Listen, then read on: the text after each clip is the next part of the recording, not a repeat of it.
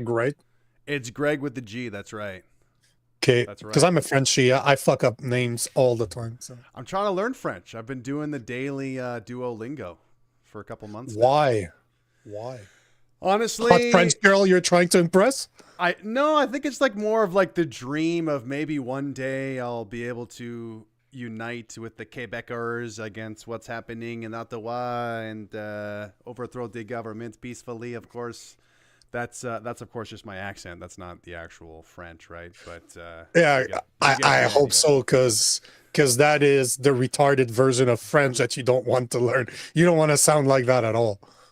Right. So you're looking to so basically you want to unite with the Frenchies in order Uh, to build a bigger amount of people to I wouldn't say that's not the all. main. I wouldn't say that's the main reason. I think it's more like I'm kind of saying that as a joke. The main reason is like I would Okay. like to be bilingual in some sense, Mm, right? yeah. But at the same time, part of me is like, hey, they say that if you really truly want to engage in Canadian politics, you got to be bilingual or whatever. Um, yeah, yeah. You do French lessons or what, Nico? No, yeah, no, I'm French. I was raised French, but I barely speak it anymore. Like I can Mm, still speak it, obviously, but my wife is English, and it's a lot easier to deal in English than it is in French. Either. right, right. French is a painful language.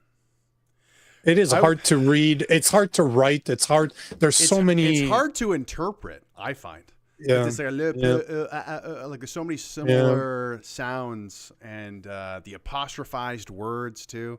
Mhm. It's tough to learn, but yeah. But hey, what did you want to talk about other than le français? Well, it's interesting because I definitely want to hear more about the documentary that you're working on. Sweet.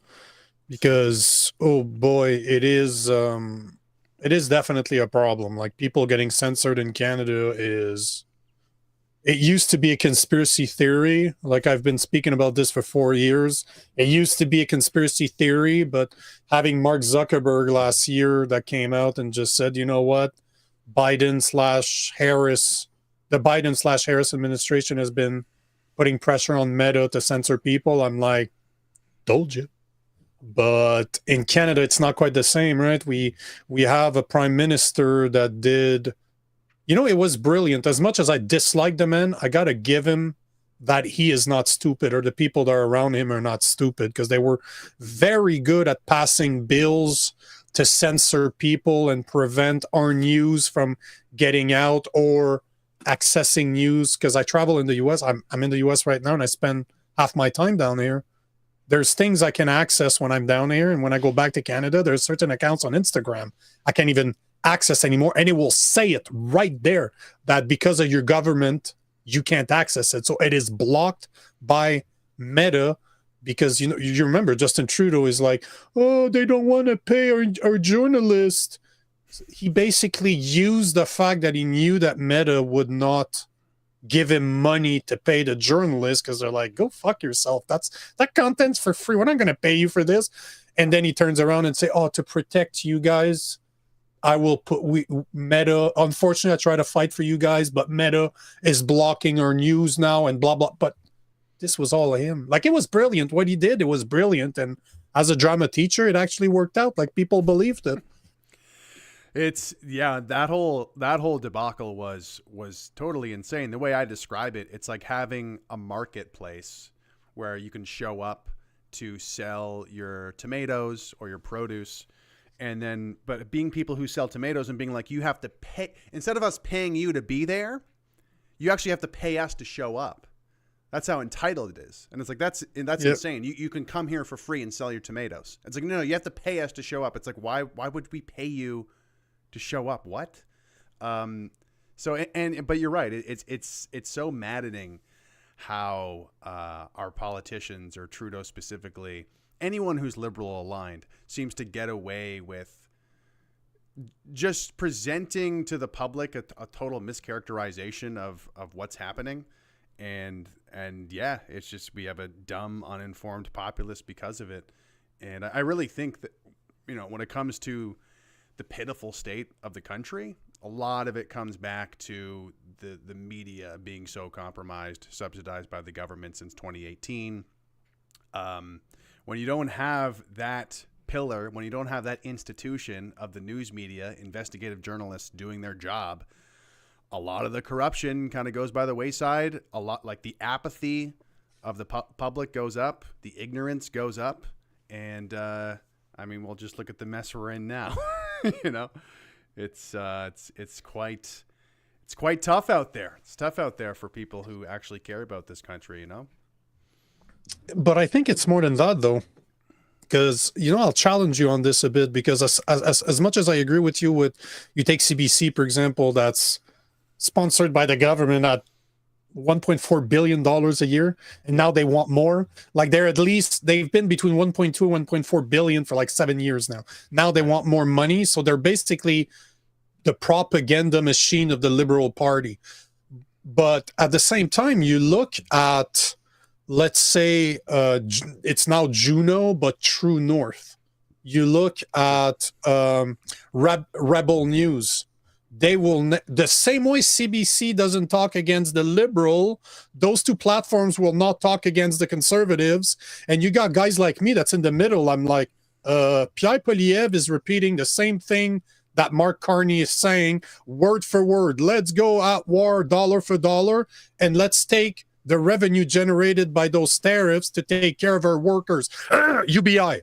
So basically, you have a conservative guy that is saying he's a conservative, but he's just a liberal. He's as liberal as the liberals are, but he wants to make sure the trade is working between the provinces, and let's build the pipeline. There you go. That's the difference but his main values now are the same as liberals, but you won't hear Rebel News call him out on that. You won't hear True North calling up on. And that's my problem, right? We're so tribal that like when I'm in the middle now, I've been creating content for, let's say, 4 years. I've been talking about wokeism a lot. I'm like, hey, bro, that's Marxism right there. If you don't, that's how you become communist, is by pushing this stuff.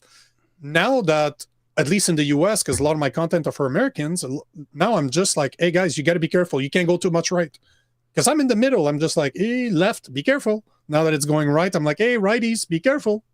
You can't go too far right. But in Canada, now I'm getting hammered by conservatives, and I'm air quoting here, telling me that, oh, you're going to split the vote. Hey, bro, it's not my fault he's a liberal. I'm calling it as it is. I don't represent the party. I will call bullshit on everything and applaud whoever is right, no matter the party they represent. But we have that problem in Canada.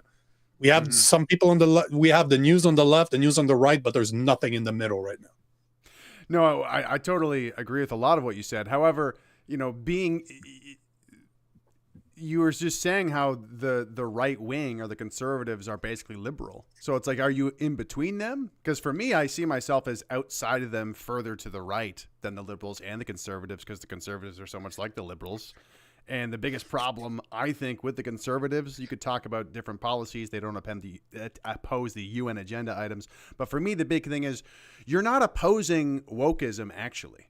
Like, over the past 10 years, Trudeau has pushed this progressivism, this wokeism. It's basically been a huge success. Every single institution in this country, corporate culture, you name it, is marching to the same beat of, because it's 2015, you better be a feminist, you better be gay, you better be trans, you better be pro-diversity. All of our institutions are like this now after 10 years of Trudeau. And Poilievre's opposition to that is not really anywhere to be found, I would say. Like he talks like he's against the wokeism, but like hardly at all. He can barely even say there's two genders. But before I throw back to you, though, I totally agree, and I'm glad that you and others are recognizing this, which is, sure, we have the subsidized mainstream media, and it's fake, and it carries water for the Liberal Party primarily. But also some of this alternative media, it seems to just be carrying water for the Conservative Party. And it's almost like there's this interesting relationship where the mainstream CBC, officially government subsidized news will say, oh, the conservatives are so horrible. And they'll do all this kind of like lying. And then the alternative news will be like, yeah, no, like we're telling you the real truth. And it's like, well, you're actually not telling the real truth about the conservatives, though. And no one's actually telling the real truth about the conservatives, except for people like me and Nico, who will probably get smeared as something or other, right? And which is actually related to the documentary I'm making, because this whole dynamic of anybody who's actually a dissident, anybody who's actually criticizing the right person in the right way, gets smeared as this hateful person, and then less of the Canadian public support the dissident. Less of the public support goes behind the person who's actually has the correct opinions and the correct criticisms. And we need to change that dynamic. And the documentary is going to be educating people about how this is a very sort of a real systematic thing and how they target dissidents. So, Bro, I'm a Christian conservative. So I'm not. So what do you mean in the middle? What are you talking about in the middle? You're not in the middle. You're called the far rightist, all that crap. But I'm right of middle. I'm still Canadian. At the end of the day, my values I don't push on people. As long as you leave the children out of your bullshit. You can say do whatever you want. I don't. The Bible can say that gays are wrong and this is wrong. At the end of the day, it does not impact me. Personally, it does not impact me. Leave me alone. I'm a libertarian by nature. I'm just a Christian. But I don't believe in abortion.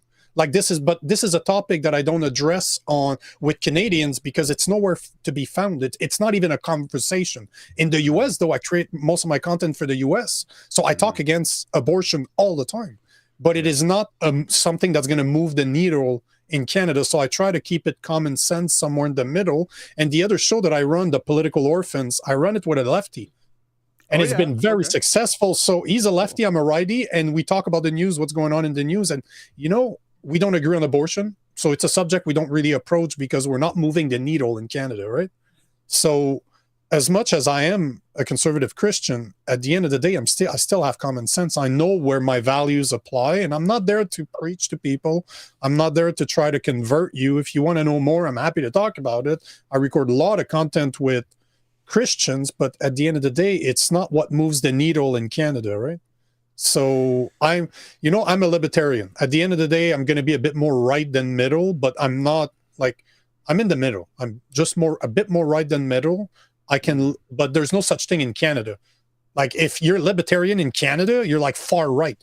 In the US, I'm like really in the middle liberal, compared to I'm in Alabama, bro. So yeah. So I'm used to we did 23 countries and 23 states in the US over the past 3 years. And most of it is like we've done like Virginia, Colorado is as north as we stayed. So we did half of the U.S. You've lived in all these places or just traveled? We traveled and stayed. Yeah, we haven't. This is Narvi, where I'm in right now. Oh, we've driven something like 20,000 miles to be somewhere. So I've seen it all. I've seen, and you know what? Most of the country is not that divided. It's really the news. The news is making it sound like we're so divided. But at the end of the day, man, people don't care. They don't care about your religious views. They don't care about your political party. If you need help, they're going to help you. That's what I've seen throughout the country. Obviously, there's places that are worse than others, like anywhere. But it's a lie. We're being sold so much bullshit, tribalism, like we were saying, by the media. They're telling us, oh, this is what you need to believe. Oh, we're showing you the truth. Yeah, no, you're not. You're showing us what aligns with your agenda. But hey, one comment though before we go. There's Stephen that said, I've had enough of the wokeism. It's insulting. I don't want to be treated like a special class because I'm gay. We fought for decades to just be normal people. Fucking men, brother. Amen. Man, hey, Stevens, by the way, thanks for showing up. We record between 12 and 2 every day. And he was there during our whole podcast. Good for you for not being tired of hearing my French accent, bruh. Jesus. Jesus. So talk about your documentary, man. Like, let us know what it's about. Yeah, well, I'll jump off something you just said because I think it's really important. Awesome. In terms of trying to, turn this country around. I've been following politics, I would say, in Canada for about a decade. But I've been involved more intimately since 2018, 2019. That's when I joined the PPC. And I guess I can go over all those stories, but I kind of want to hone in on, you were saying how, hey, I got like you being libertarian. I don't want to have that conversation in Canada. It probably doesn't fit for Canada. Would you say that's yeah? So it's just that somebody explained it to me the other day, and I absolutely loved. I had one of the two guys from Blender News. You know that show, right? Yeah. And so I had one of the two guys on the show, and he explained it to me. Kind of blew my mind on that one. He's like, "We have 5 parties in Canada, right?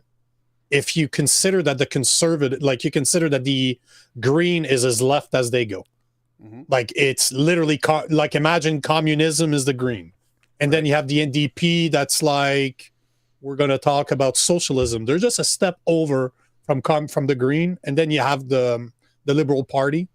That's pretty much the center in Canada, which is way far left, but it's our center in Canada. Then you have the Conservative, but, they're still all on the left. And then you have the PPC that's somewhere in the middle. Because the PPC, I would consider them, like I had a podcast with Maxime Bernier like 2 weeks ago, and I've spoken to a lot of you guys. A lot of representative for the PPC, and you guys are more libertarian, but this is the needle, right? We have the Green that is our far left, and the PPCs are far right. So the debate is being done between the liberals and the conservative, although they're almost identical. So we're not even outside of the left spectrum. So a PPC is considered far right. So that's the way he explained it. And for that whole party, for that whole system to move to the right, that means that the liberal needs to take over where the conservatives are right now so that the conservative can actually become real conservatives. Because right now they're not. So it's such a big needle to move that I don't think it's a fight I can win that is worth having, because you need to take it step by step by step. Like I'd rather have a guy like Maxime Bernier on stage at the debate. If I could make that happen, if that could happen, it would open the door. But I also want people to realize that Polyev is a liberal. Like just an example, like let me read this, tell me where it comes from. If to anybody that's watching this, I'm going to read 2 sentences. Tell me who said it. Was it a liberal or was it a conservative? Dollar for dollar US tariffs. That's number 1. Number 2, help affected workers and businesses with tariff revenue. Is that a conservative or is that a liberal that said that? Help them with tariff revenue? What does that even mean? Like I can explain it. We did a full podcast on this today, and I presented videos upon quotes of all our leaders and where they're going with this. It's fucking scary, bro. It's absolutely scary.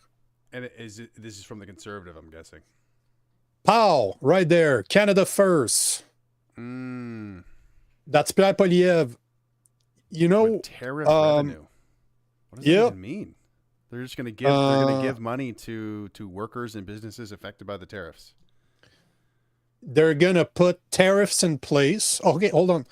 Remember the word workers, okay? Workers. Okay.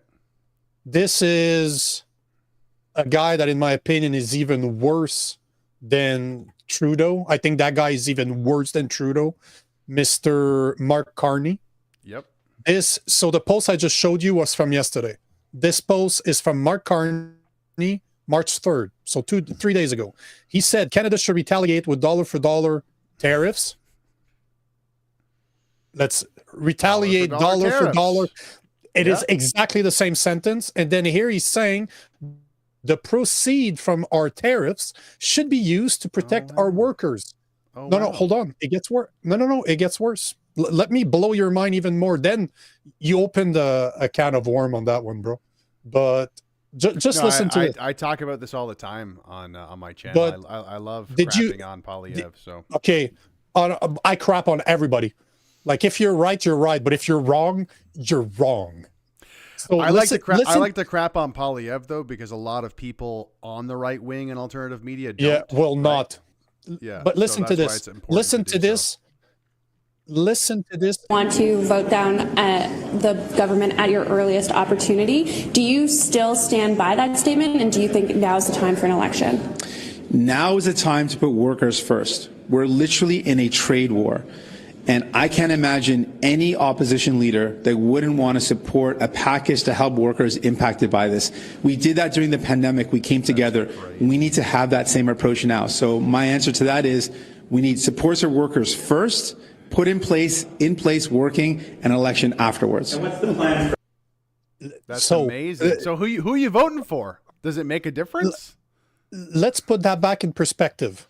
March 3rd, and I'm going to show the proof here. March 3rd, Canada should retaliate with dollar for dollar tariffs. The proceeds of those tariffs should be used to protect our workers. Mark Carney. That was on March 3rd. What we just saw here was on March 4th, where we have Singh using the same word, take care of our workers. He's not saying Canadian. He's not saying citizen. He's not saying anything else, workers. And then you have the supposedly leader of the Conservative retaliate dollar for dollar. He literally stole what Mark Carney said, and that was posted yesterday, and help affected workers and businesses with tariff revenues. When you put those three posts, like the first post, Singh and him together, you're like, they're trying to install UBI. So they're basically going to destroy our economy by putting tariffs, take our own money, give it back to us so that we're dependent on them, and they're going to buy the next election. But you know what's fucked up about all of this? And this is what blows my absolute mind, is that people cannot see this.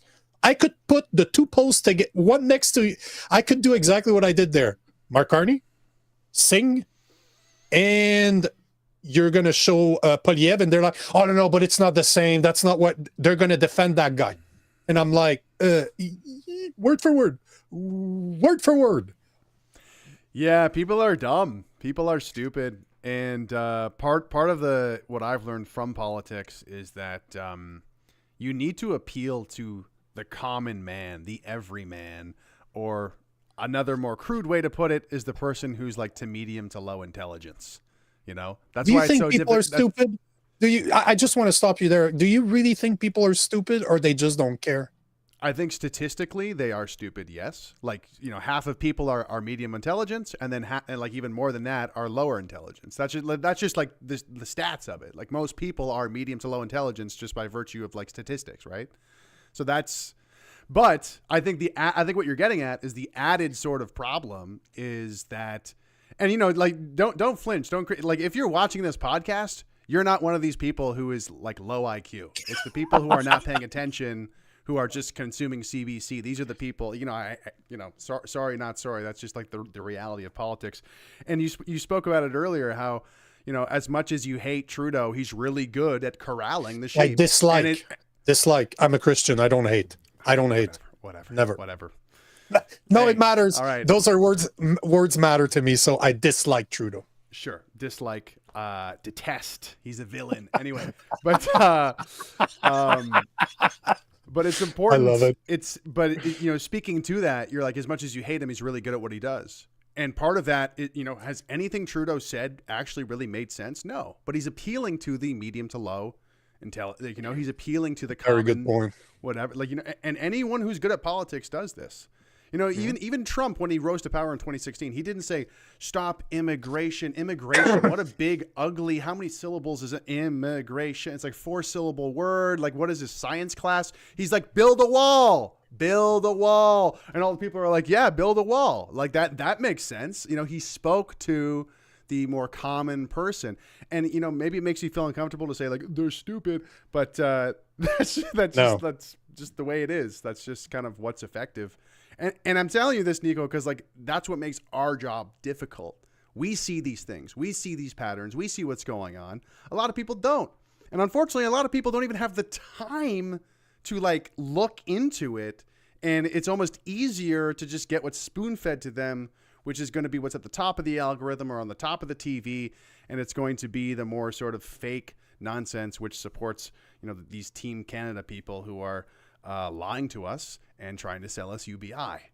But hey, you're a Christian, God, why do you give me my toughest battles? It's like, don't worry, just wake up early and keep working, and things will work itself out. What's the worst that's going to happen? I'm going to die and I'm going to meet my maker. So at the end of the day, I'm a big fan of Alan Watts.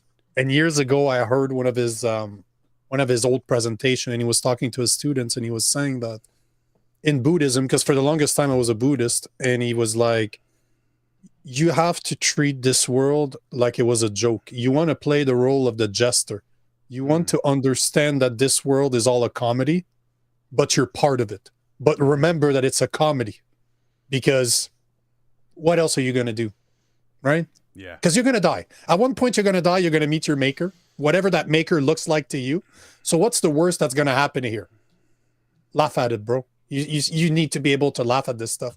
So I love Alan Watts. I'm a big fan of I read the Bibles. I'm somewhere in the middle. I like to mix both together because I'm a big fan of Alan Watts. But at the end of the day, man, what am I going to do? I will try. God wants me to do this, so I will do it. I'll do the best that I can at doing it. But can I really save people? I don't know. That's a good question. I don't know. Yeah. Do you think you can? Do you think you can? Because obviously you're putting time into it. You're producing a documentary. I was talking to another dissident the other day on the phone because he was talking about, like, you know, how few solutions there are, especially in Canada, like how few viable sort of like positive visions there are for the future. And I told him, like, well, we have to try because we have nothing else to do until we die. Like, what else are we going to do? You know, like, oh, maybe we'll watch the Marvel movies. There's a new Marvel movie coming out. Ooh, and Captain America. Yeah, I could collect Captain a little Funko Pop doll and put it on my wall and start collecting Funko Pop dolls. But that's, you know, I've started to identify as a Christian as well. And what really resonates me is the sort of idea that we're here to suffer. We're here to try and bring people to God, or bring people like into the light, and to kind of live a more meaningful life. And I like the sort of stakes too that's added to the Christian lens, which is evil is a real thing, actually. Good and evil, like these are real sort of poles that exist within ourselves, and of course within everybody else and within the world. And you know, smiting evil and like doing good is actually like the best thing you can be doing with your time. Not to say that like, you know, a Marvel movie isn't entertaining and like can help you relax and that sort of thing, but yeah, so I think it's certainly worthwhile. And that's honestly part of the reason I got involved in politics, is because I saw a negative trajectory for Canada. I saw significant cracks in our so-called democracy. I saw the bias, the like very flagrant bias of the mainstream media, and no one was really talking about it. And I was going back to my day job at the time, and I'm like, I can't really ignore this. Actually, this is really like gnawing at the back of my head constantly, because I guess I have the foresight to be like, this is gonna get worse. And sure enough, 7 years later, yeah, wow, much worse. My gosh. But it's gonna get worse too, right? Like it's hard to imagine that it's gonna get. If we look, I don't know if you're a fan of the fourth turning, the theory from William Strauss.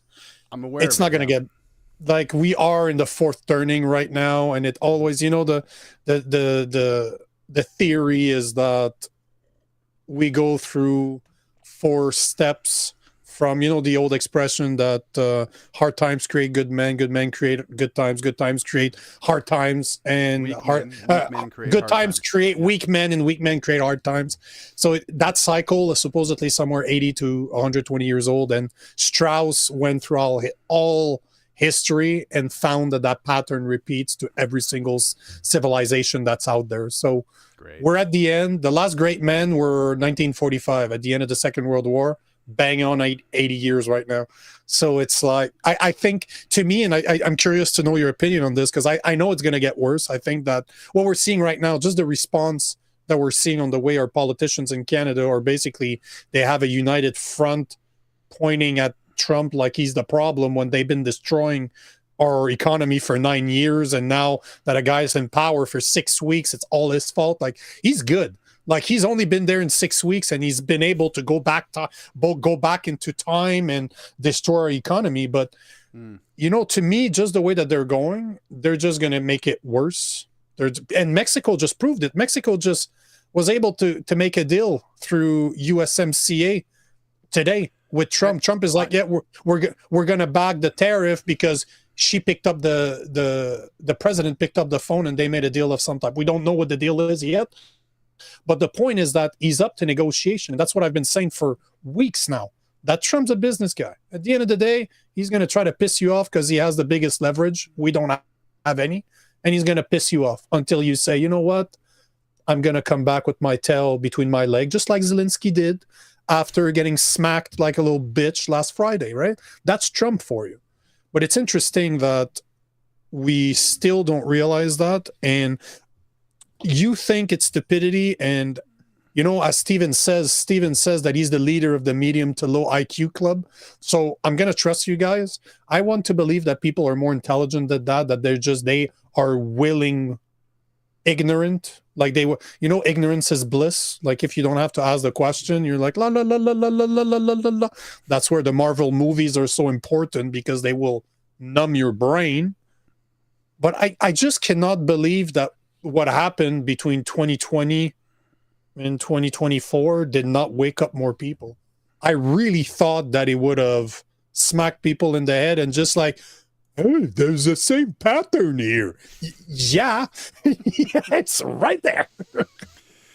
Yeah, no kidding. No kidding. And I think, you know, just to kind of clarify my statements about like low IQ, I was kind of more speaking from almost a marketing standpoint. Like when it comes to messaging, when it comes to especially political messaging, you want to appeal to like the common person.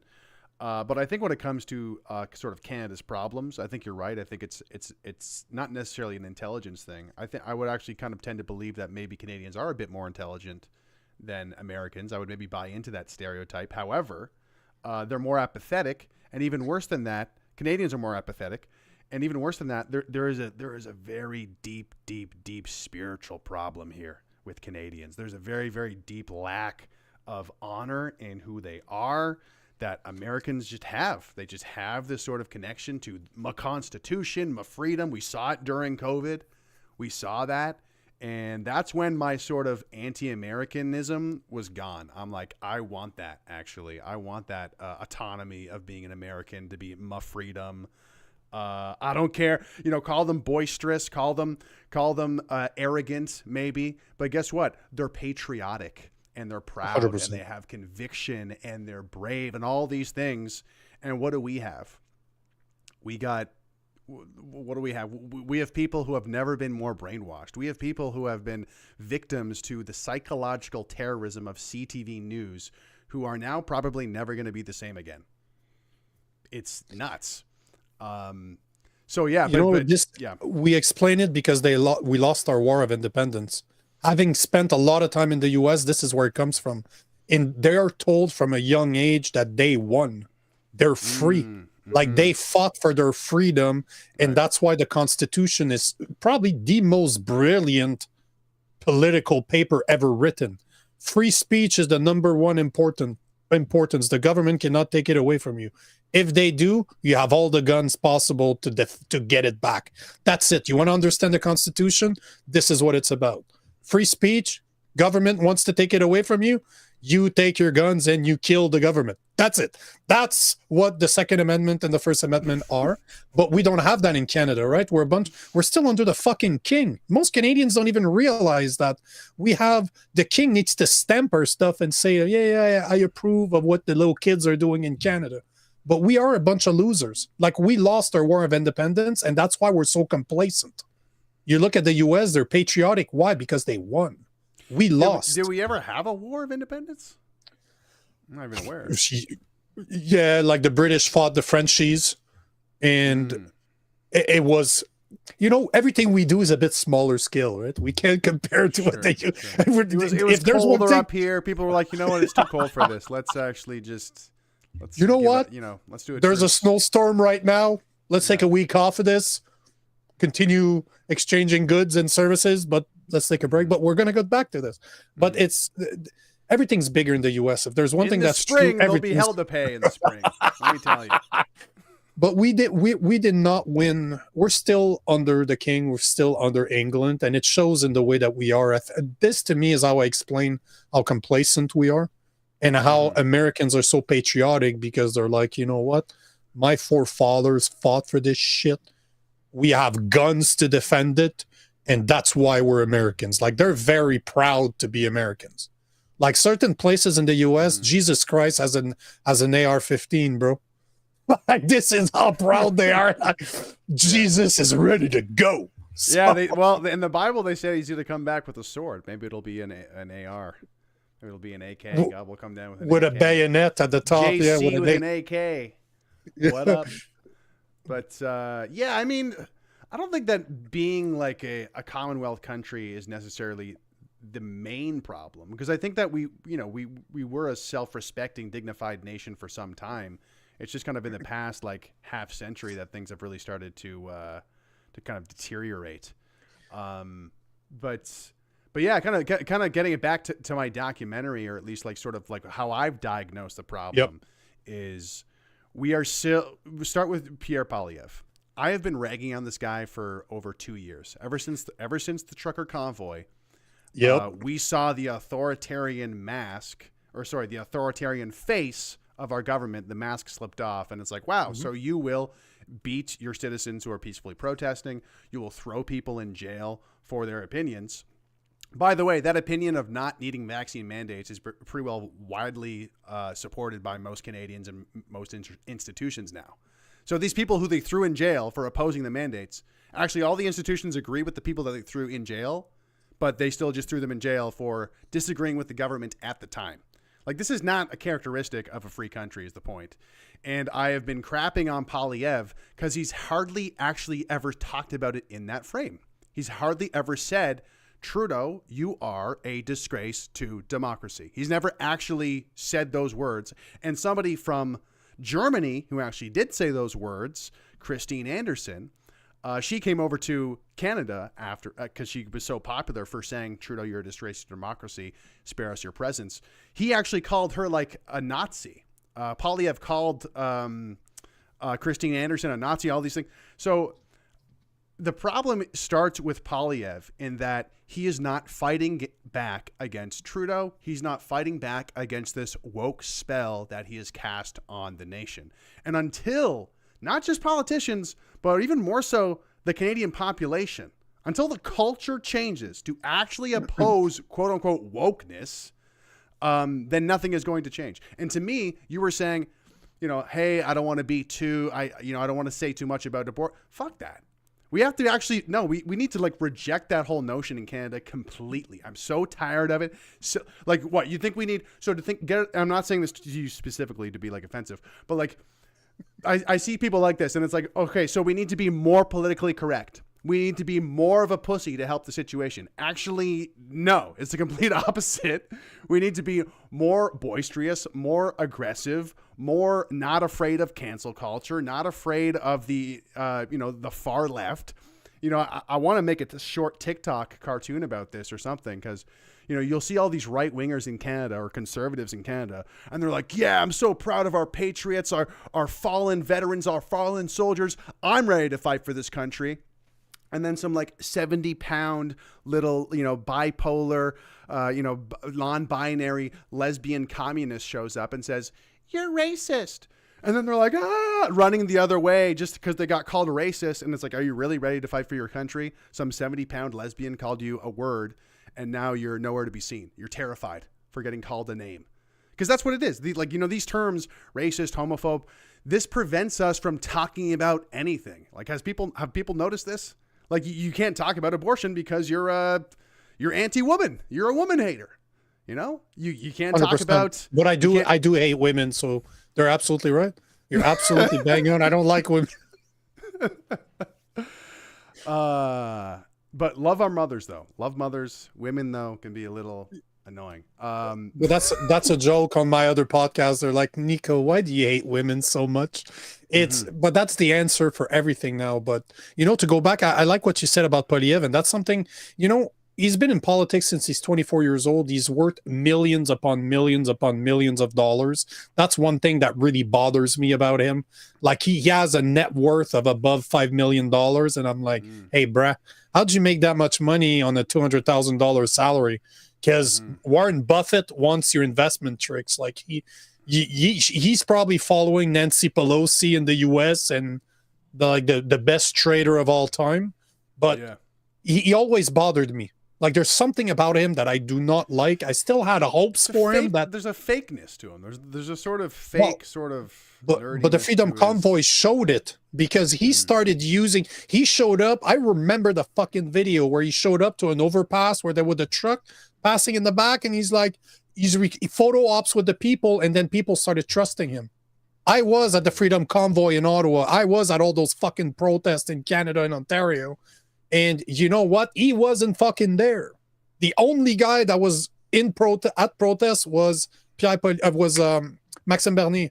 I met him in 2017 when he tried to become the leader of the Conservative Party in Montreal. I went to one of his talks. I've always had respect for him because he never changed his fucking tune. He's the only politician in Canada. Agree with him, don't like him, disagree with his comments.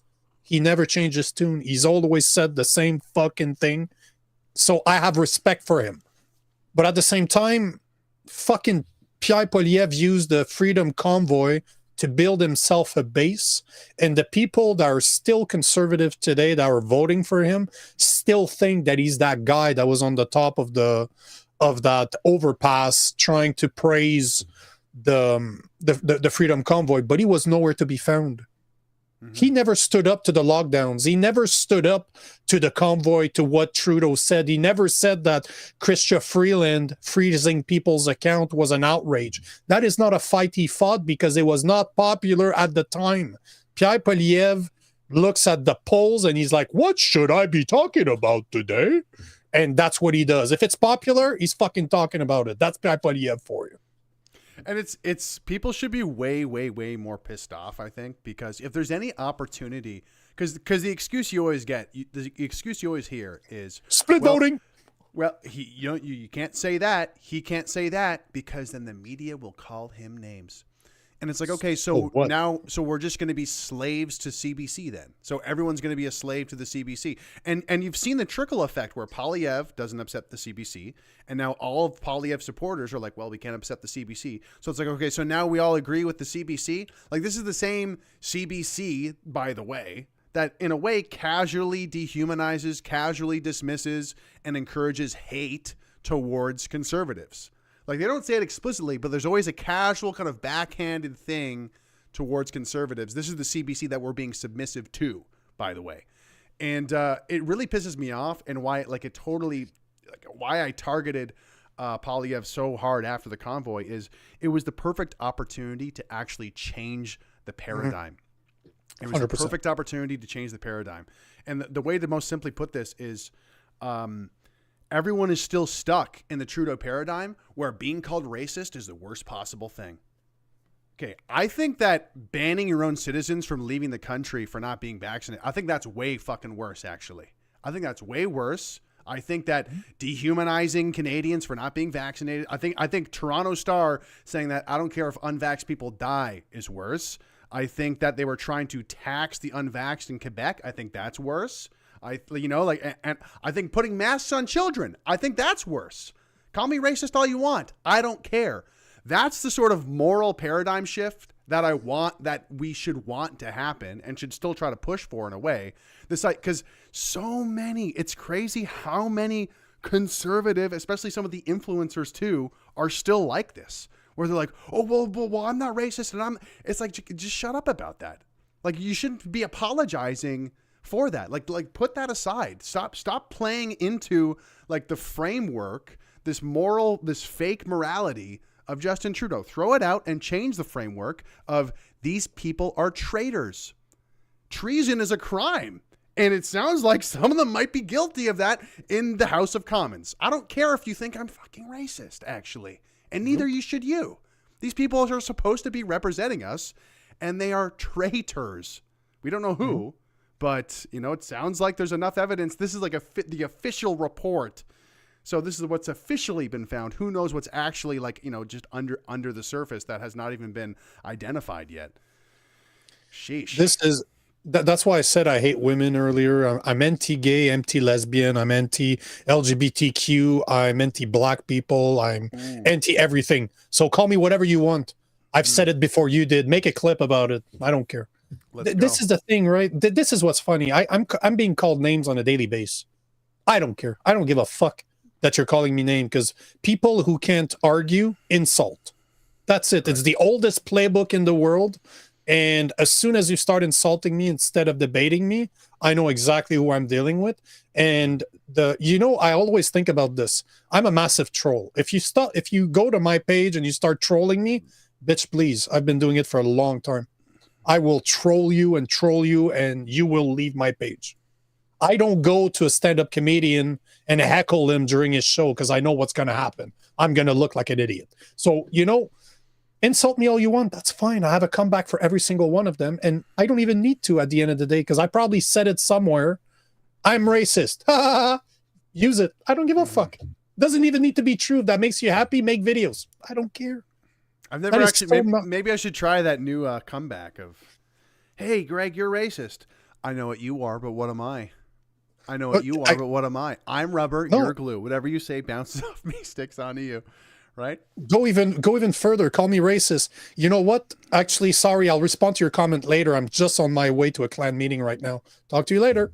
Like, I don't give a fuck. BRB. What are you gonna like? What are you gonna do? Seriously, like, Steven is gay. Clearly, I don't like gays. Clearly, if he's there, I'm anti-gay. I fucking hate gay people. Clearly, right? He's like, and he's still responding like, same Darren. But you know what I'm saying? That's why, because there's somebody that says I'm homophobia. I'm not homophobe. I am homophobia. And a gay guy is saying he's homophobia. He's homophobia incarnate, right? Yeah. But this is the joke. I've become anti-Semitism. I'm not even a person anymore. That's right. Nope. I took a form. But this is how you beat it, right? This is how you beat it. It's just by saying, you know what? I will call myself so much worse that you can even imagine, so you have nothing for me. Absolutely. And this is totally the energy. This is the energy of not caring, the energy of messing around with your buddies, and having a lightness of spirit, and not taking things so deathly seriously all the time. People are tired of the cancel culture. They're tired of walking on eggshells. They're tired of all these like thought policing everywhere. And I like to call it like the LinkedIn culture. Everybody's like all about, oh, well, no, that's not you can't. It's like, I'm sorry. Are we constantly on LinkedIn all the time? Is that a place you want to live in? Do you want to live in a society that's like everything is a LinkedIn post? That sounds miserable. Okay. And that's where we're headed, unfortunately. Well, I would say that the pendulum is actually slowly just starting to like change direction now. But it's this sort of energy and it's this sort of conversations that people need to kind of be celebrating more. This sort of like jovial, actually, we do have a First Amendment. Actually, you should chill the fuck out. And focus on other things. Like it's so annoying when there's like real evil out there. There's real corruption. There's real crime, and you're going to be upset that I said the N-word. That's the worst thing that happened today? Me saying the N-word? Are you sure about that? There's an epidemic of break and enters happening in the GTA, and you're hung up on me saying the N-word. Like, your priorities are, no offense, kind of fucked if that's what you think is the worst thing going on right now. LinkedIn is amazing because I was in business forever, right? For 20 years, I worked for some of the biggest corporations. So everybody, all the connections I have on LinkedIn are old business. And I called people all the time. I'm like, fuck you to the people that told me I needed to get vaccinated. And that's why I lost my job. Fuck you to all of you. I don't care. I don't say fuck you to them directly, but I'm like, you made me.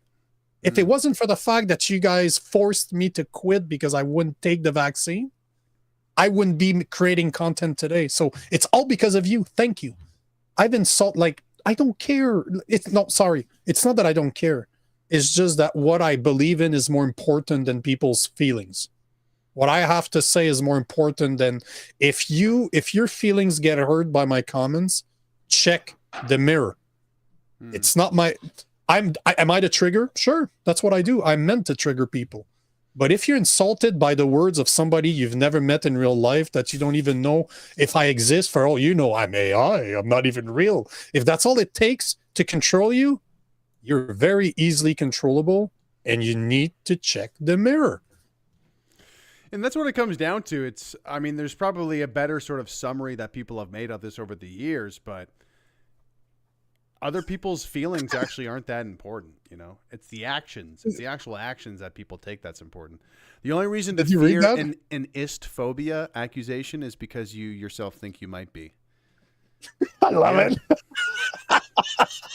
Steven is saying that, but that's great. I was raised in the 90s. I treat everybody the same. Yeah, I'm an asshole to absolutely everybody. I don't care what you like in your bed. I don't care the color of your skin. I'm just an asshole to everybody. I don't care. I'm not going to somehow be called a bigot for not giving anyone special treatment. Mm-hmm. Amen, bro? Absolutely. Amen. And, we're joking about this now, but there's a lot of people, especially in politics, that do take everything very, very seriously. Well, Polyev can't say that. He can't be like Trump, although he is like Trump, right? He's not. He's not at all. It's a total joke, eh? When people say this, it's crazy. Like I almost feel like the best people for campaigning for Polyev is the mainstream media, because they're like, wow, Polyev is like Trump, and it's like, wait, is he CPC? It's like you're making him look cool right now. Like, what are you doing? Yeah. Like, he's not like that at all. Like, that's a total lie. Nope. It's like fake news for the wrong reason or something. But I think Steven is saying I'm an asshole because I'm French. Fuck you, Steven, but you're probably right, actually. You're probably bang on. Good point. Yeah, I think you're right, bro. I think you might be right. But, let me ask you this.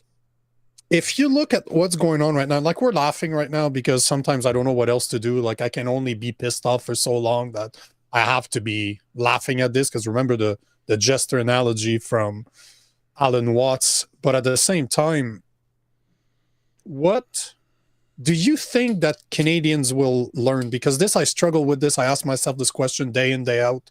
Is there something that we can do to really wake people up in Canada if what happened between 2020 and 2023 did not wake them up already, where they're not recognizing the pattern? Like, they're not, it's the same bullshit. Like, it's the same bullshit. They create a problem, then they sell us the solution, and we always pay with our rights.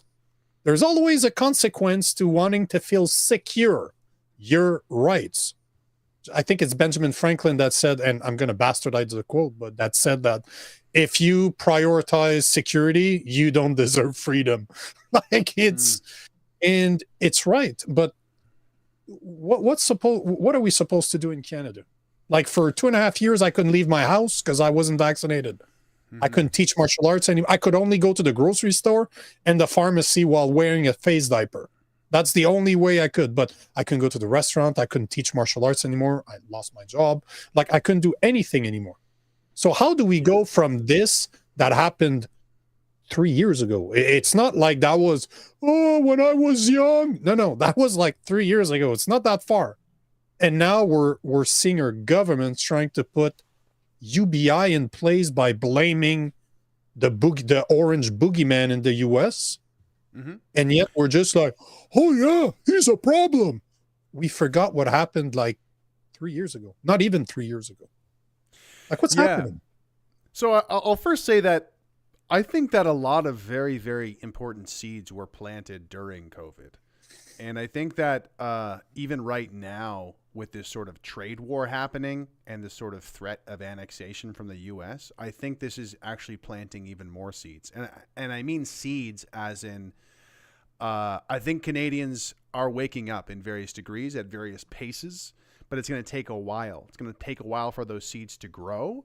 But I think that we are already starting to see, we're already starting to see sort of like some of these seeds starting to like sprout.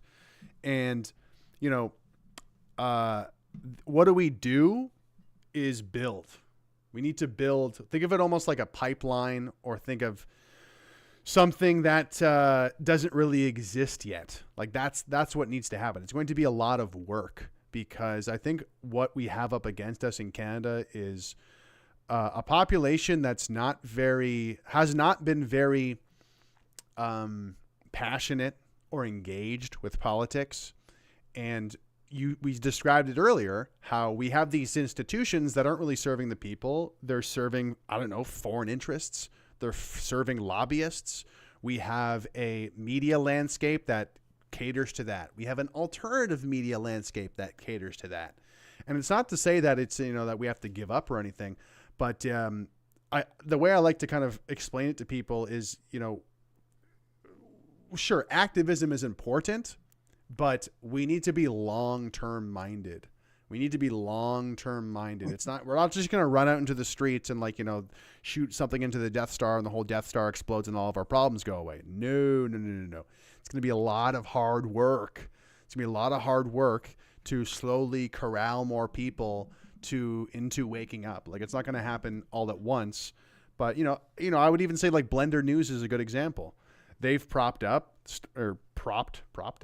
They've popped up, and they're slowly but surely, they're starting to build an audience. They're starting to really educate people on things that are going on.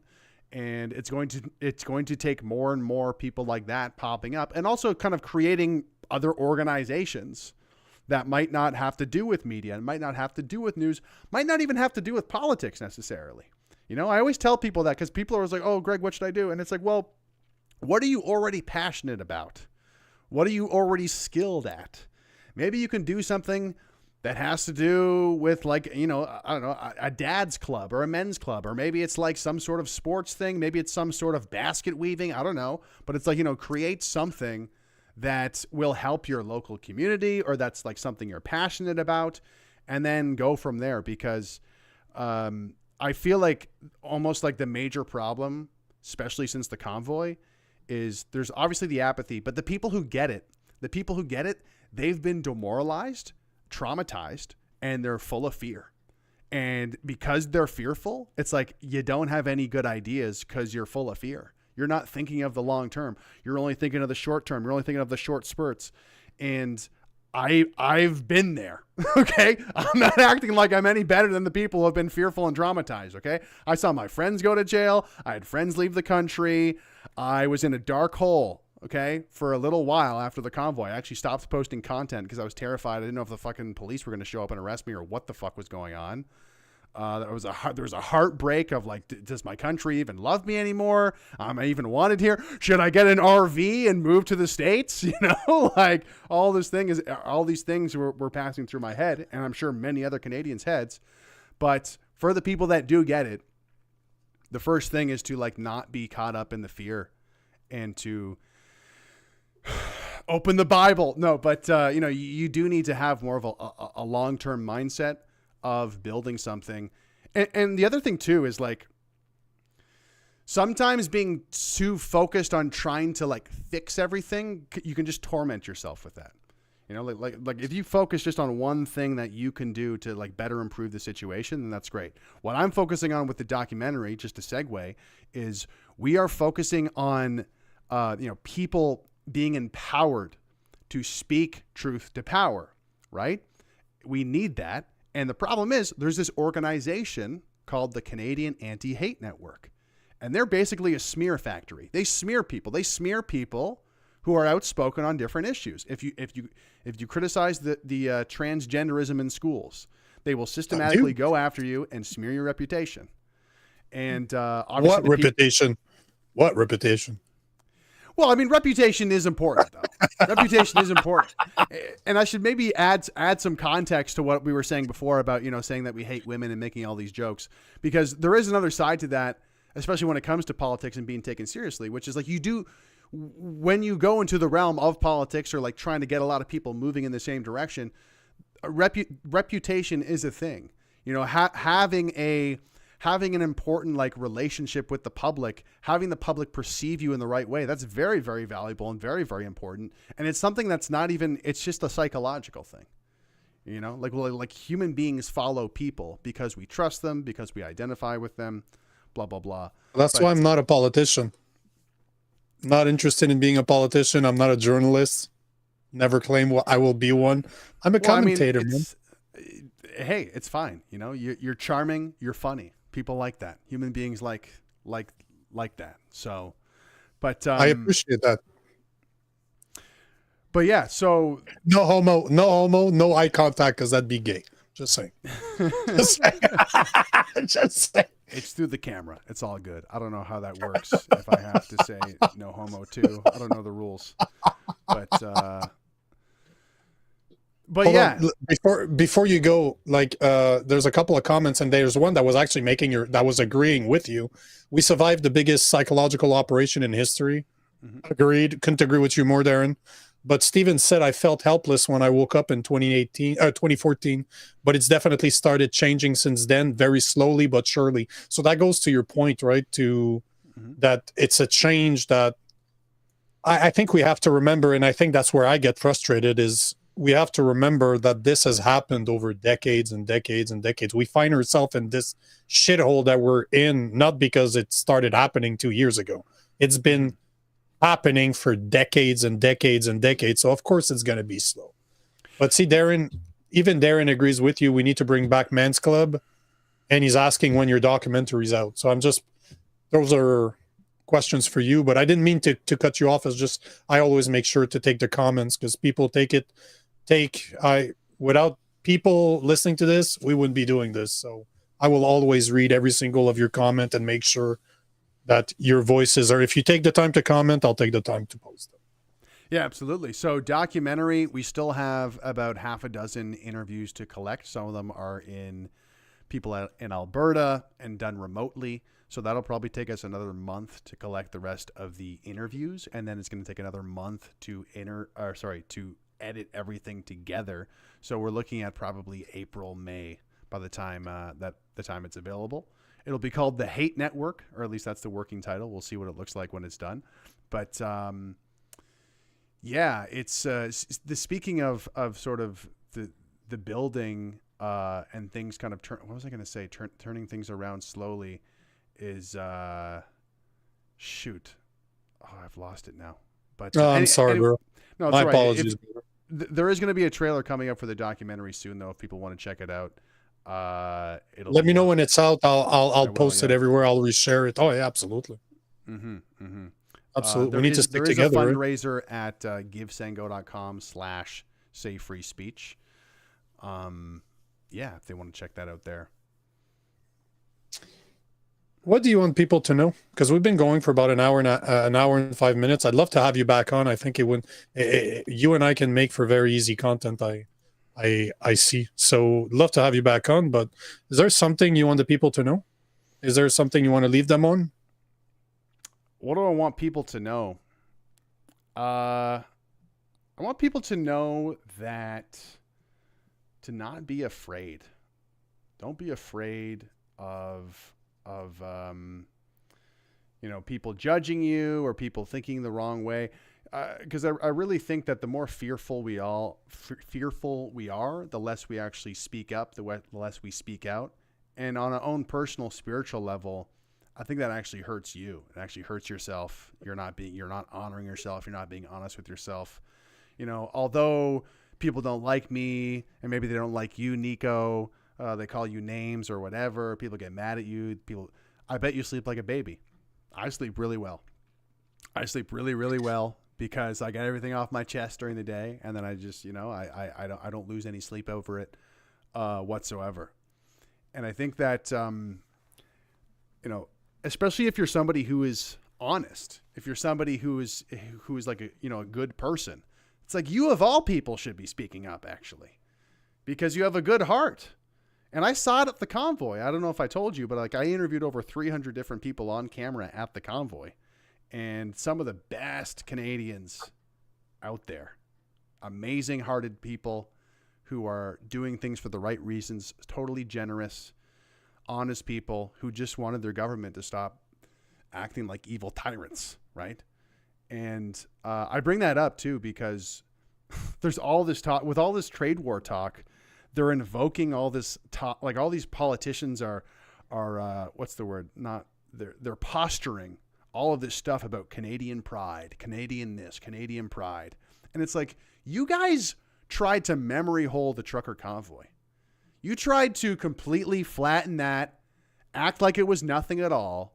These were like the trucker convoy were Canadians who had a sense of camaraderie and unity and sacrifice to push back against the tyrannical government.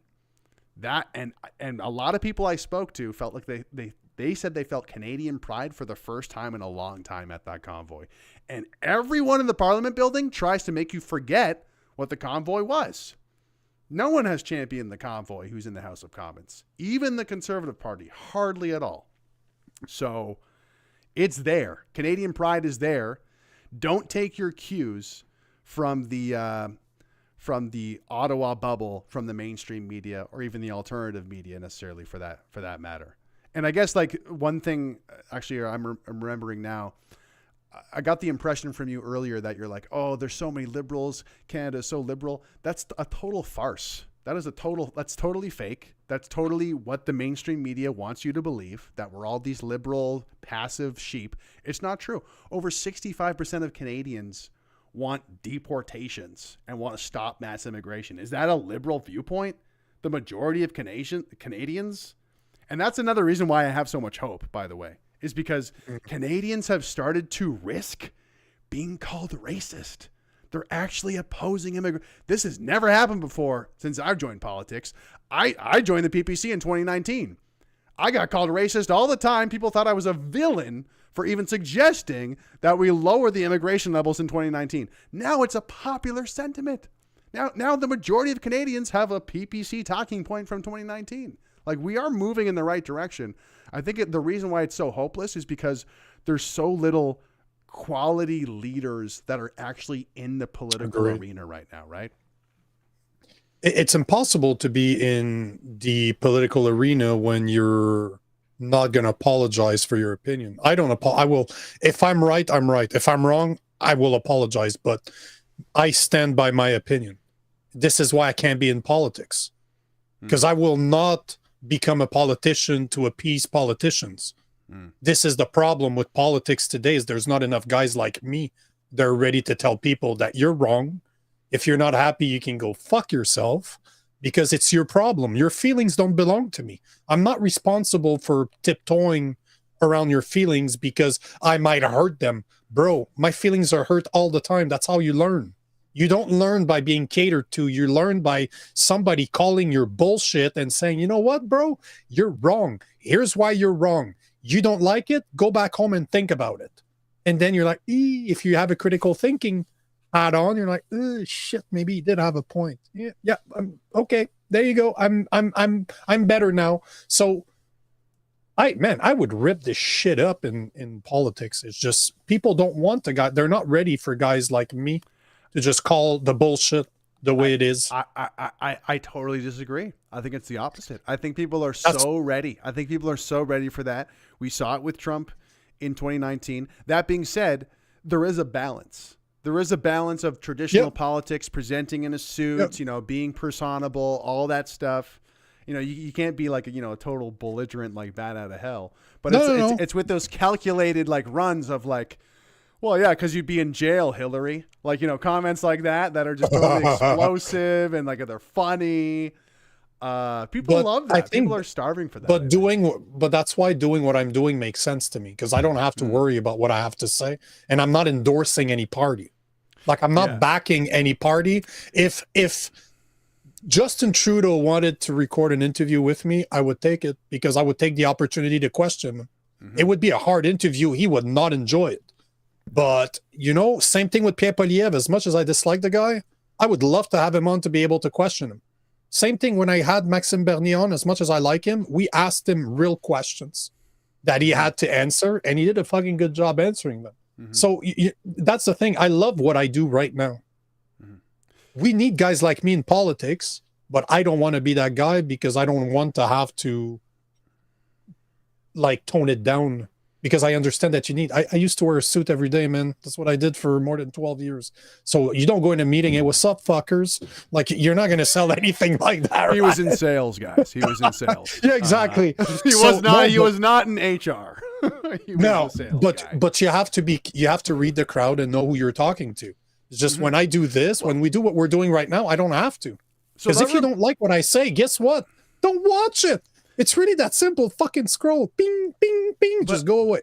I got to push back with what you're saying here a bit, Nico, because it reminds me of exactly how I felt when I joined politics in 2019. I ran as a candidate. I didn't want to run as a candidate, but I got pushed into it. And I met all these people, and it was like in politics, and I'm like, man, there's a lot of like weasels, there's a lot of weirdos, like no offense, but like there's a lot of interesting characters in politics. And the thing is, I had just come as like an urban professional in Toronto. And it was so disappointing because when you're in a city center like Toronto and you're a professional, I was in sales as well, you're meeting all sorts of bright people who are passionate about what they do. And they're really focused and they love what they're doing and they're good at it. And then I went over to politics and I'm like, what happened? How come none of these Canadians who are bright and passionate and good at what how come none of these people made it into politics? You know, like, and that's the whole problem, right? The brilliant Canadians are there.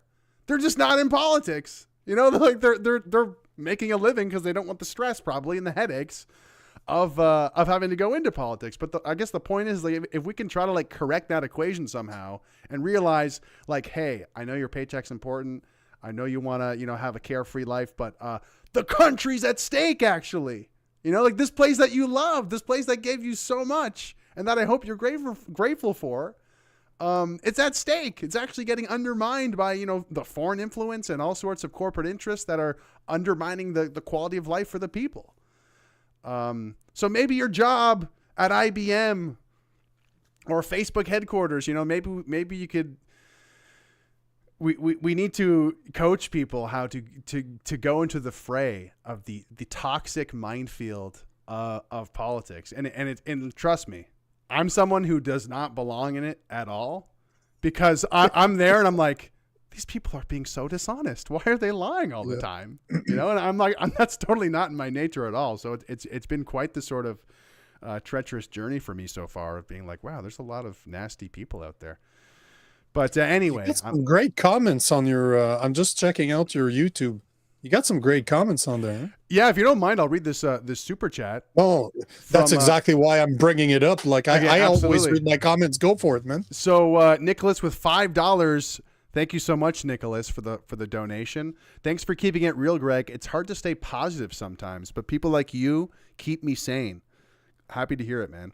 We'll be checking out Nico now too. God bless with the cross. With the cross. I am a Christian. So much, not only does politicians don't like me, but Christians don't like me either because I called them out the same way I call up politicians. So if you're a Christian, Nicholas, hopefully you have some wire for your hat because it's gonna blow off your head. I do not I want to reform Christianity, so that's another thing I do. Oh really? Oh, that we're a bunch of fucking pussies. Oh, that way. Okay, cool. Oh yeah, cool. Christians are pussies, and even in Alabama, where it's the Bible Belt, they crumbled during COVID. Churches closed, and I'm like, did you not read your Bible? Did you not read your Bible? You will always be prosecuted if you follow Jesus Christ. Keep your fucking doors open. They hated me first. Is what Jesus said. When was religion more needed than when people couldn't be 6 feet from each other? You know what I did during COVID? And when you were at the Convoy, did you see a bald-headed guy giving hugs to people? Because that's what I did at protests. I showed up to all the protests in Quebec and Ontario with my sign, free hugs, and I gave thousands, at least 5,000 hugs during COVID when we couldn't be 6 feet of each other. I was still working for corporate. My buddy was following me with a camera, and I would post that shit everywhere. You were saying that you were worried about your post during that time of I did not care. I was posting that everywhere. I didn't care. But you know what I got the most? You know what I got the most from there? And I think this is what I got. Yeah, no shit. Eh? But what I got the most of were older people, like men and women above 60. They're like, my kids, my grandkids don't want to see me right now because of what's going on. I live alone, so I'm always like, I never have anybody. Like our bubble, remember that term? Like I have nobody in my bubble. So I would have men and women in their 60s, 70s, and 80s. I've had people cry on my shoulder. And all I did is I walked around with a sign, free hugs, and whoever wanted some, I'd give you hugs. That's it. That's all I did. But man, you should have seen the people Just, man, it's been a while since I touched somebody else. I've been close to somebody else. Like, I got some videos that I can't even watch to this day. Like, I'm going to without crying. And I'm the one that recorded them and edited them. I know what they are. But still, it's so fucking tough. I tried to do it after COVID, like doing free hugs. It's not the same. Because it's not that impactful. Like, giving free hugs to people is whatever. But doing it when people were not allowed 6 feet from each other, bro, the videos are so powerful. But that's what I did in at the Freedom Convoy. It was just a big party. Like, people were making it. We probably crossed paths at one point. I was there for most of the 3 weeks. So, damn, good for you. You're in. Where are you from, by the way? Are you from Ottawa? You're from Toronto, Ottawa? I'm in Toronto. I went for the first weekend, and then me and my cameraman Igor, shouts out Igor, we booked an Airbnb there for like 10 days after that. Good for you. And then we came back again to get beaten up by cops. I didn't get beaten up by cops, but we got to see that. We got to witness the police violence. It was insane. But damn, somebody just dropped $100 to you. Wow. Are you serious? Yeah, what do you have to do for that?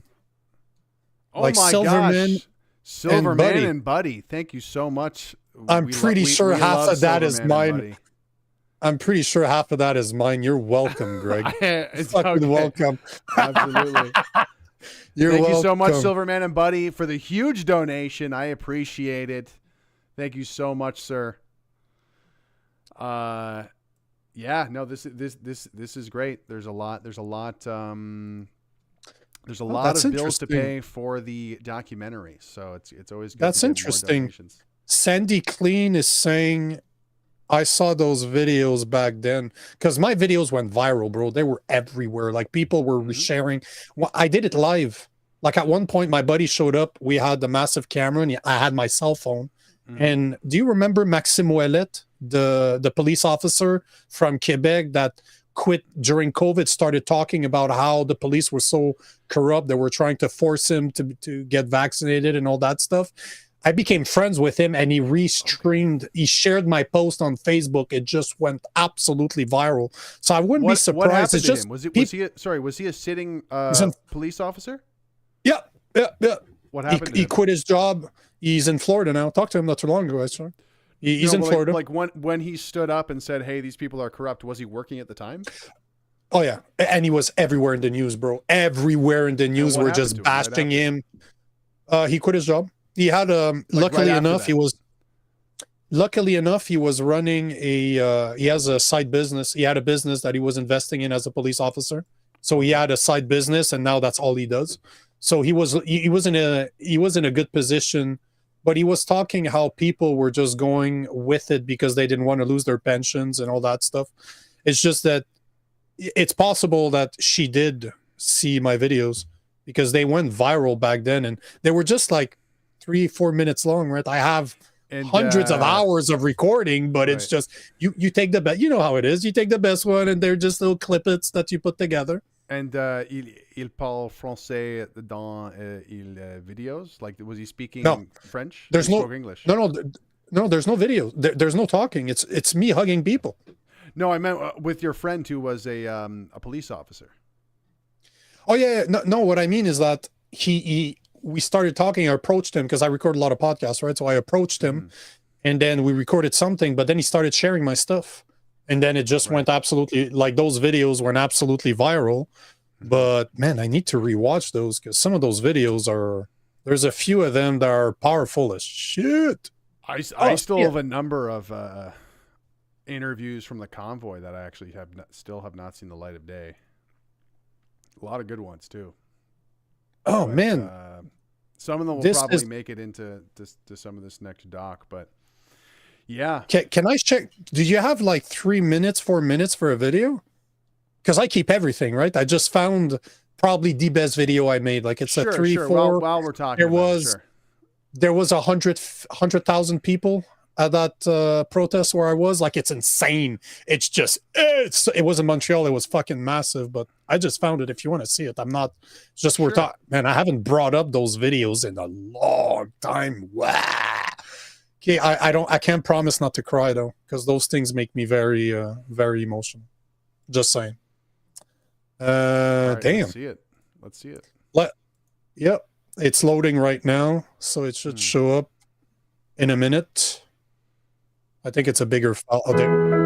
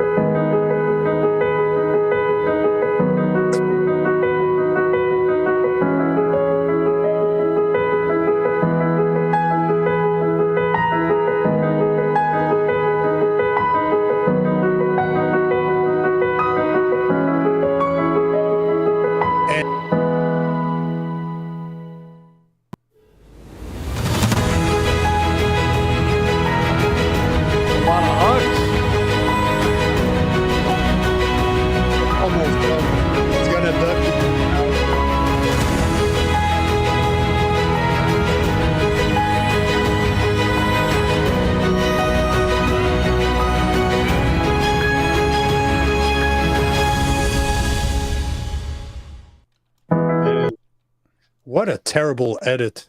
That was really at the beginning of me editing content. Damn. Gotta learn somehow. That was beautiful though. That's a lot of hugs. I definitely recognize that sign. And I used the same. I still have the sign right here in Alabama. It's the same sign I created almost 4 years ago. It's all fucked up, all battered. But it made it through. It made it through, but your people seem to like it, man. I'm just looking at your YouTube feed. They seem to. I posted your website in chat so people can find your different socials there. But I still have. Just speaking of like the sentimental sign. I have it. Where is it? This is the Pixel 4. This is the phone that I had at the Convoy that captured all the interviews. Nice. I just plugged a microphone into this.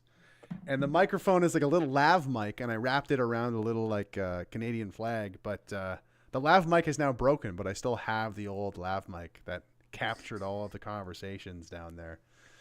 A little bit of a sentimental memento of a very very historical event, right? Like it was very very unique. But we'll have to do this again sometime. Man, I'm kind of emotional right now. Damn. It's that time was sucked, but it was beautiful at the same time. It was very interesting times, right?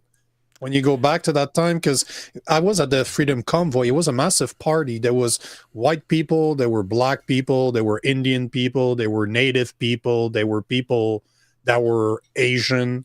men, women, kids. And they were all far right monsters. Every one of them. 100%. All racists, a bunch of racists, obviously. Racists, homophobes. But it was just a beautiful time.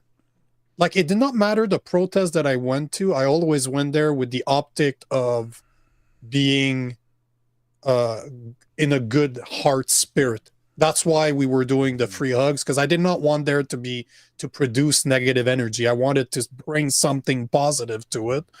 And I wasn't the only one. Like you can tell, like I probably have 2 hours of those videos that I just showed you from that single protest. Yep. Same thing in the convoy, and I've been to multiple of those protests. So the spirit was there. People weren't there to be pissed off. They just wanted to show that they did not stand for what the government was doing. That's it. It's really that simple. They were just and look from the video. It's just regular people that you find everywhere in Canada. They weren't supremacists. They weren't coming back from a meeting. They weren't on their way to a meeting. They were just people from. Man, I got videos where kids wanted hugs, like 6 years old, and I'm looking at the parents. I'm like, am I supposed? Is that okay? Like the kid's looking at me like I want a hug. I'm on my knees and I'm like, I'm hugging. I'm looking at the parent. Is this okay? Like, am I supposed to be able to do this? But yeah, it was a cool time at the same time, right? Very interesting time. I mean, I thought the convoy was a great time. It was just such a low after. Like, you know, the low after the convoy was like, that was a big low. But even all of the politics and even the mandates aside, I have somebody from my hometown. I grew up in Kingston, Ontario, and he doesn't even follow politics. He wasn't even into politics, but he was unvaccinated. And so on the drive to Ottawa from Toronto, I called him. I'm like, yo, I'm going to this trucker protest. And he was like, we'll be passing Kingston in like 3 hours. And it's like, okay, I'll think about it. And he called me back an hour later. He's like, yeah, I'll come. I have nothing else to do. And that's the thing. If you're unvaccinated at that time, you had nothing else you could even do. So, and hugging. Yeah, I would love to hug. Sure, let's hug. Oh my God. I forgot what this felt like. Right. So, and it's true. Like, aside from all the politics of it and the mandates, it was just a relief to actually do something and to actually be with people and to actually hug people and interact with people with no masks on. Like, it was so nice for like a whole other reason aside from like the purpose of like protesting the evil government. It was just like a relief for like on a human being level. So, and I had a massive mustache. If you saw in the movie, like it was out of control. It was like this long, and aggressive. People would recognize me from those videos because I was at all the protests, but I was there with a sign, and they're like, "Hey, I saw you. I've seen you. Can I have a hug?" You're that guy. Yeah. But I think at one of them we were 6 giving free hugs. I did not have the audience that I have today. Like, nowhere. I had a couple thousand followers back then. Mm-hmm. But I can only imagine if I had the following I had today, I would have wanted 40, 50, 60, 100 people show up with signs. Just fucking free hugs. Like, let's just give hugs to people and change their day. Because, we can finish on this, but you said something earlier that is absolutely right. And you said something along the lines of the most important thing that people can do is try to change their communities, get involved at the local level, because this is where you live. This is where the people that you care about are probably located. And this is where you change the world, right? You change the world one community at a time. People look at, let's say, what you and I do, or they look at politicians. They're like, how am I supposed to change the world? I don't have their power. I don't have their reach. I don't have the views that those guys get. Yet, you know what changed the world? A good father. A father that's home there to raise their kids. That right there, how I grew up, my father left when I was young, and you know what? It fucked my whole life. It's not until my 20s, like I was a drug addict, I was an alcoholic, I sold drugs, I quit school, I was 15 years old. It's not before my 20s where I went back to school, found martial arts, found the gym, and my life surrounded myself by strong men, that my life changed. So for all the people out there that you think that you're not changing anything or you don't have that power, bro, being a good father, being a good brother, just caring for your neighbors, it's really, really that simple. That's where it starts, right? If you don't like what's going on in your community, go to school meetings. If you have kids in school boards, in schools, make sure to be part of that board. Run for your mayor's office. Like, there's so many things that you can do. Just think local level. You don't need an audience for that. You definitely don't need to. How did you? This is kind of a more personal question, but how'd you get clean? Like, You know, I 12-step programs, or looking back, it was God.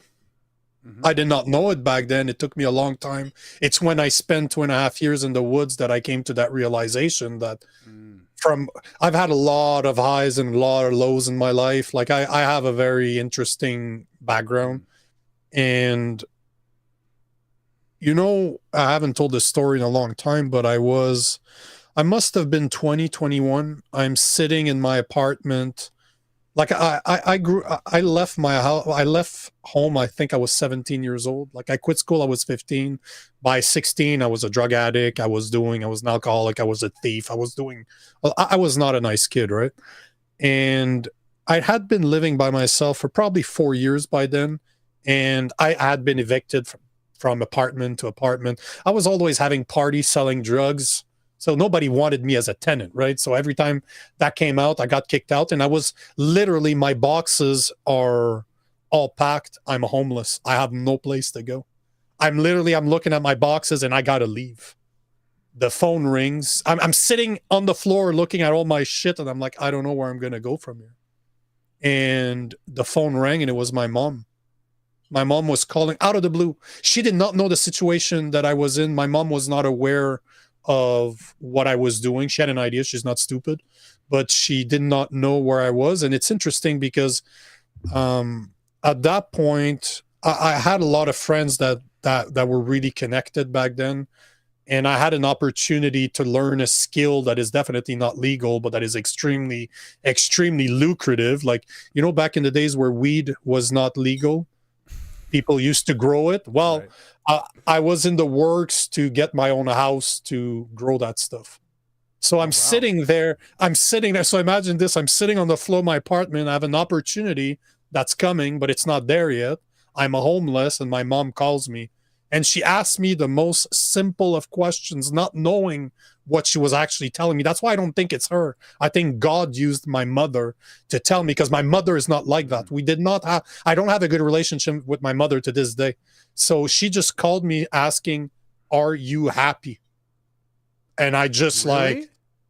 Bro, I'm going to start crying. I haven't told this story in a long time, but I'm just sitting there and I'm like, it just put it back in perspective. And then she continued and she said, if you're not happy with where you are, come back home. I can't take care of you, but I can give you a roof over your head, and maybe you can find a job. Maybe you can go back to school. I'm 21 years old with 3 years of high school. Like, I didn't even have my 3rd year of high school. So my mom just offered me the opportunity. And that same night I left, I went back to my mom. I stopped smoking. I stopped taking drugs. I stopped smoking. I stopped drinking. I cut connection with all of my friends that were involved. I literally, that cold night, turkey, I'm like, all of it. Cold turkey. It's like God. This is why I can look back now and say, that was not my mother talking. That was God talking. And the strength that I developed overnight was not mine. I never had that strength before. I chose to stop. Within 2 years, bro, I had gone back to school. I had a high school equivalency. I had a small job on the side making donuts at Tim Hortons back in the days where we actually made the donuts in the back. I was one of the bakers. You were and baker, yeah. I was working as a baker on the weekend. Is your mom religious? No. Oh, fuck no. Oh, wow.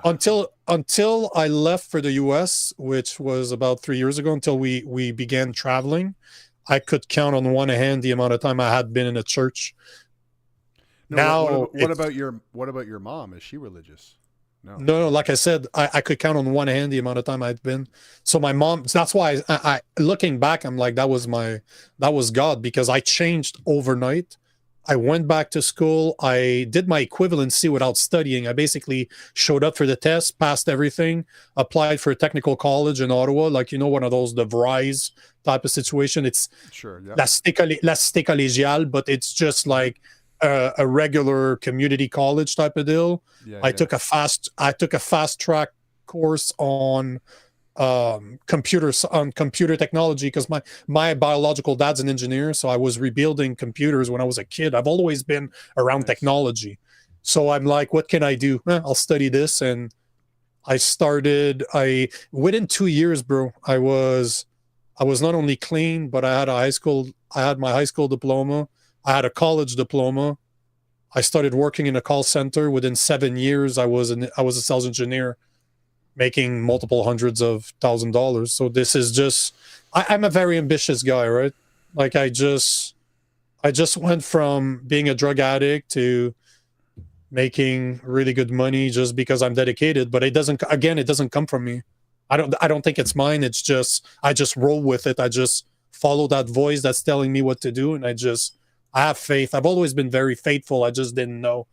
I thought it was intuition, but I realized that it was not intuition. It does not belong to me. It's just something tells me what I'm supposed to do, and I faithfully do it. I don't ask questions. I just fucking do it. How hard it is, it's always difficult, because I can't explain it, right? But I gotta tell you, it's a powerful story. Thank you for sharing that.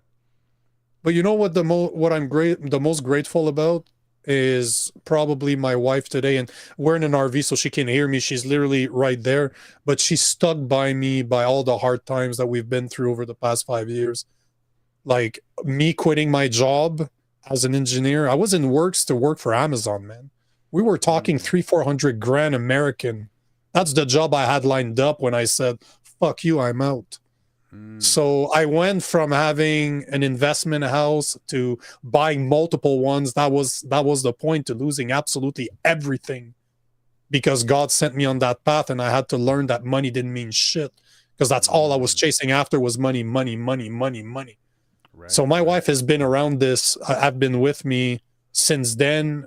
Like, so I'm still on the path of trying to figure out what's happening. But you and we met through a group, because we're going to build something amazing. Like we'll talk about this, but bro, like I know how to build that shit from the get-go, and this is going to be fucking, I was in that world.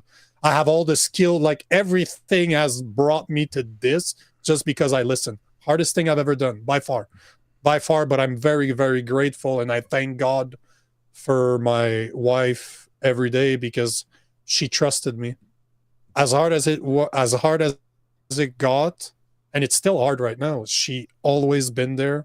Hasn't been easy, bro, but I know that I can trust her with anything. I have no doubt in my mind that if we could go through that and still be together, fucking bring it. Fucking bring it. And this is sort of similar to what I was saying with like the planting the seeds during the convoy. Because that's not necessarily a planting of the seeds. Yours is more of like a hardening of the, or like sort of like a maybe not hardening, but what's the word? Like stronger resolve, I guess. Like you've established a stronger resolve with like what you think is important and like how you want to live your life. I think that happened for a lot of people. A lot of people were like, hey, I'm on lockdown. Now that I think about it, I'm kind of living a meaningless existence and I hate my job. And this is actually an opportunity to kind of pivot and change. And I do think there was a kind of a small, creative revolution online a little bit. A lot of people went to TikTok. People started to call me a comedian because I started to post a bunch of TikToks making fun of stuff. And it's totally changed the trajectory of the way that I look at my career as well. Because it's like, wow, people are actually, looking at me as like an artist and a creator. Because I always used to poo-poo that idea beforehand, before the pandemic, and kind of just what I was doing with my sales career and that sort of thing. But God works in mysterious ways. But the best thing I've ever done was the hardest thing by far was when COVID happened, I was in Montreal. And as a sales engineer, all I did is meet with customers day in, day out, face to face. That's all I did. I spent most of my days in my car going meetings to meetings, right?